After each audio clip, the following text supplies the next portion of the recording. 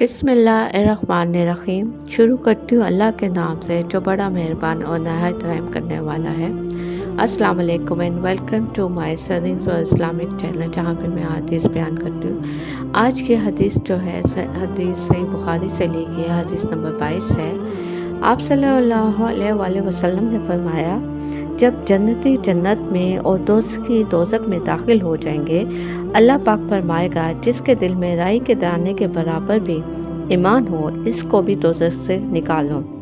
تب ایسے لوگ دوزخ سے نکال لیے جائیں گے اور وہ جل کر کوئلے کی طرح سیاہ ہو چکے ہوں گے، پھر زندگی کی نہر میں یا بارش کے پانی میں ڈالے جائیں گے۔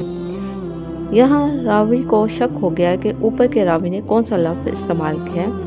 اس وقت وہ دانے کی طرح اگائیں گے جس طرح ندی کے کنارے دانے اگاتے ہیں۔ کیا تم نے نہیں دیکھا کہ دانہ زردِ مار بیچ در بیچ نکلتا ہے؟ جزاک اللہ۔